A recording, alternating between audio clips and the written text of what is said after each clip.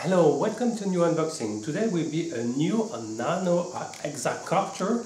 Well, after some time ago, the MJX X900. Here is the new variant from JJRC, the H20. Comes in red edition or golden. So what you will find in this box here is the Hexa nanocopter. So as you immediately can see, I already start to mode it for in the antenna point of view. I will explain later. So it comes with this hexacopter. Okay, it comes with the 1S LiPo with 150 milliamps per hour capacity and rated 20 C of discharge rates. Okay, it comes with a 1.25 millimeters micro GST connector. Be aware, the connector got inverted polarities. It means that you have absolutely to use this battery with the same USB charging cable. So with this bag come the USB charging cable. I strongly advise to write H20 with the pencils in order to not getting wrong, because you may cook your LiPo, or if you are wrong with the LiPo, you can cook your nano hexacopter. So it comes with this USB charging cable, a screwdriver, and 6 spare props, 3 clockwise and 3 counterclockwise. By default, the H20 come with these prop guards, 6. They are very easy to remove. You have just need to unscrew this one, and each prop gun can pop out. Sorry, very easily. Okay, you can save only 0.7 grams by remove it. So I can give an indication of the scale. Without LiPo and the prop guards, the H20 scale something like 15 gram.6. If you add the LiPo, climb to 20.8, and with the props 20.6. So in order to give you another size comparison, here is the MJX X900. So they are very similar in size and shape. They are 2 nano hexacopter, and this one also scale 21.5 grams. So at 0.1 gram with the prop guards, they are strictly identical. You can save a little bit without prop guards. So the good news with this model compared to the X900, you can remove the battery. So that's the good news. If you want some dimension, I can give you the scale of these batteries, 5 gram.2. And if you want to know how to find a spare, so it's 25 millimeters in length, width is 17, and in 8 is something like 8. Okay, so maybe you can use a slightly longer one, but not so much more. So probably 880 can fit. Okay, but be aware again, the polarity of the connector is inverted, so double check this fact. Okay. Concerning the remote, it's a little bit larger model than the tiny one. For example, compared to the X900, it's slightly larger, so it's good for large hand. You can grab it much more easily. You have 2 bumper buttons. The left one controls the speed mode, so 2 speed mode available, so beginner and expert. The right one is performing flips. Okay, after you have to indicate in which direction to perform flips. Finally, if you press on the left stick, you activate the headless mode. I found it's a course lock, okay, home lock, sorry. So it's determined, the head is determined from when you turn on the hexacopter, and the right stick, is engaging the so-called return to home. Okay, so you have to know that there is no compass or something electronic specific device. So everything is done algorithmically, the headless mode as well as the return to home. As you can see also on the transmitter, I exit the antenna in order to optimize the propagation, the radio connection into the horizontal plane. You will need two AA battery to fit the battery, the transmitter, sorry, okay. So basically motors of the hexacopter are 6 mm by 12, classic in the nano hexa or quadcopter. Props are exactly identical to the MGX 900, okay, even the hub is strictly identical. What I can say, compared to the next X900, there is another main features. You have some LEDs, so this one got better night flight capacity. So if I turn on this model, you can see on the back, on the rear, red LEDs and blue on the front. So it's better for night flying. No switch on-off located on this quadcopter. It's maybe a drawback, but it's more or less easy to connect it. Is not a big deal.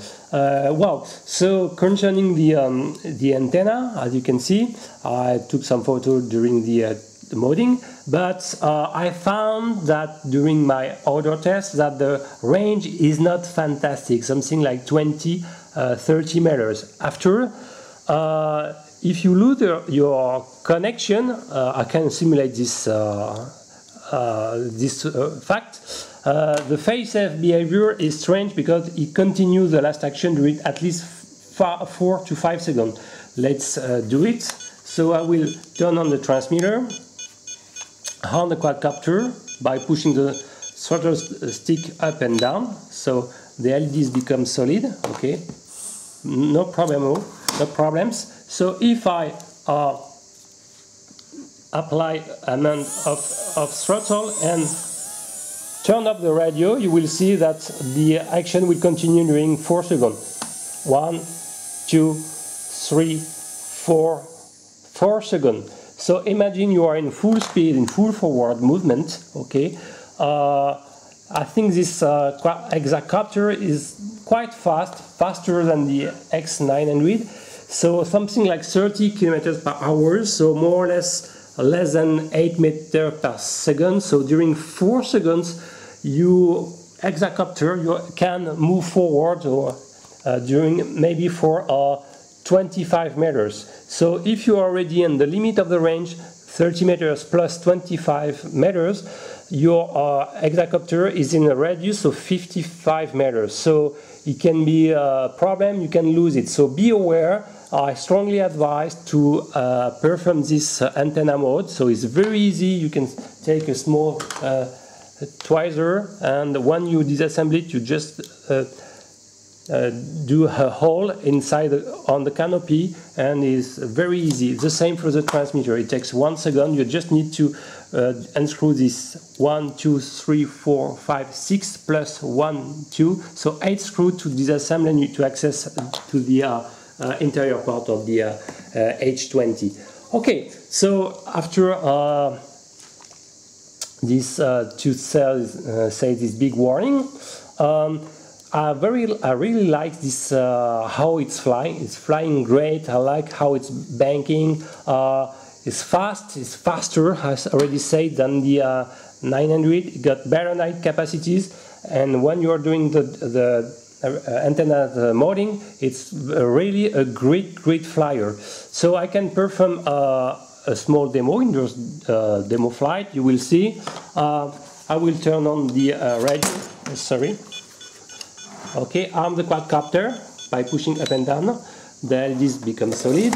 And for example, to tune the headless, so let's say this direction will be my main reference, you can push both sticks in lower left position and the LED becomes solid. Okay, it's to set the headless mode. I think there is the same with the lower right, I'm not sure. Yes, so it's probably to set the gyroscope. So now I can fly in beginner mode. So the yaw rate is extremely slow in beginner mode, so it's not very fantastic, but for indoor it's okay. It's slow response, so I can perform flipping well. So the vertical punch is better than the X900.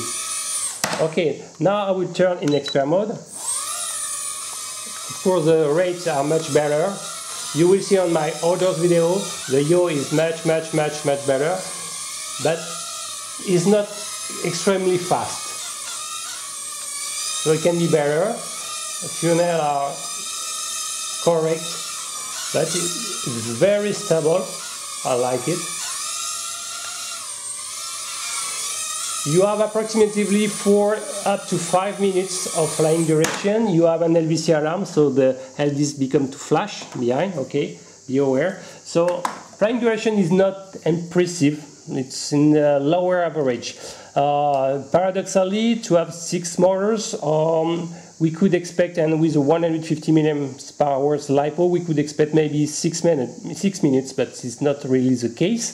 Be aware that after the LVC alarm, you have just 20 seconds to land your hexacopter. Okay, you will check my others videos of this H20. So, one point correction in the protocol, I was not able to bind this hexacopter with any protocol based on the XN297, which is the RF chip installed on the main PCB. So neither the H8 Mini or because the H8 Mini was in fact also branded by JJRC is not working. So it's a new version of the JJRC protocol, but I guess one day will be deviated. Well, to conclude this unboxing and quick analysis, I like the LEDs. It's better than compared to the MGX X900, which was almost absent. You can remove the LiPo, but be aware polarity is inverted. It's much more faster outdoors. It's handling wind much better also. So, but the drawback are definitively the relatively poor range, 20-30 meters out of the box. So I strongly advise to do this TX mode, and the fail-safe behavior. The action is at least for 4 seconds. The motor stops after only 4 seconds, so it's a huge delay, and you can, in this way, this nano hexacopter can fly away very far. Okay, thank you for watching. If you like my video, please submit. If you like my channel, please subscribe. Bye bye.